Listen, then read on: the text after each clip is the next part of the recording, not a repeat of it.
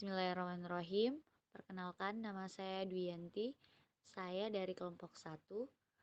Baik, dalam video kali ini saya akan membahas tentang faktor-faktor yang mempengaruhi proses belajar.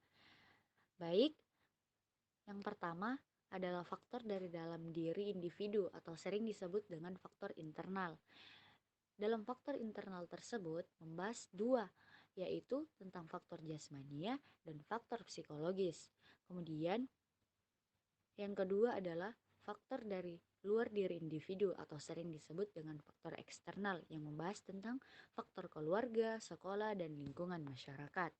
Kemudian, belajar yang efektif. Belajar yang efektif dapat membantu kita untuk meningkatkan kemampuan sesuai yang kita harapkan, sesuai dengan tujuan yang diinginkan dalam pembelajaran ataupun dalam pengajaran. Teman-teman sekalian, tujuan pembelajaran maupun tujuan yang kita inginkan perlu kita perhatikan, seperti memahami pentingnya belajar bagi kita atau bagi diri sendiri. Jadi, kita sendiri yang menjawab apa faedah belajar bagi hidup ini. Kemudian, kita harus yakin bahwa belajar bagi manusia adalah kebutuhan utama di samping makanan, minum maupun harta. Kemudian, bagi Allah Subhanahu wa taala, berusaha belajar kepada manusia untuk berusaha dalam hidup ini yang berarti belajar. Kemudian, setelah berdoalah dan berniat untuk melakukan itu dengan kesadaran dan kesungguhan. Setelah itu, memahami tentang dirinya, yaitu kemampuannya, bakat, minat, perhatian, kebutuhan, serta cita-cita yang ingin dicapai. Selanjutnya, memahami faktor-faktor yang dapat menghambat maupun mendorong atau yang dapat mendukung proses terjadinya belajar yang datang dari diri sendiri maupun datang dari luar.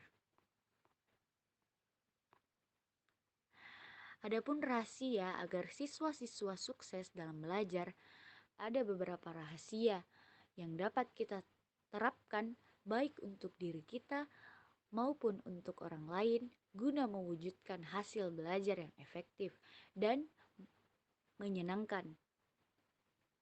Seperti yang pertama adalah selalu konsentrasi penuh waktu mendengarkan pelajaran di sekolah. Kemudian yang kedua, jangan bosan untuk selalu mengulang kembali pelajaran yang telah didapat.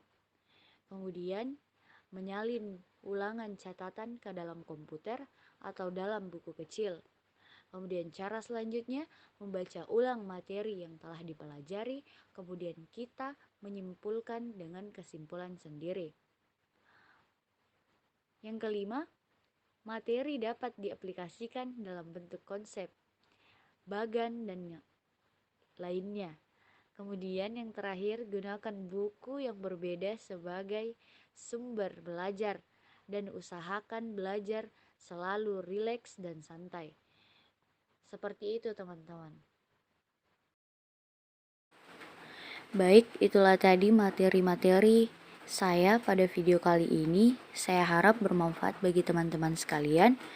Saya Dwiyanti, memohon maaf yang sebesar-besarnya apabila dalam video saya terdapat banyak kesalahan kata. Kemudian tak lupa pula saya berterima kasih kepada Bapak Usman Noer, dosen pengampu mata kuliah strategi pembelajaran yang telah memberikan tugas video presentasi ini sebagai salah satu cara untuk meningkatkan kreativitas mahasiswa. Sekali lagi, saya ucapkan banyak minta maaf. Akhir kata, wallahu muwaffiq ila aqwamit thoriq. Wassalamualaikum warahmatullahi wabarakatuh.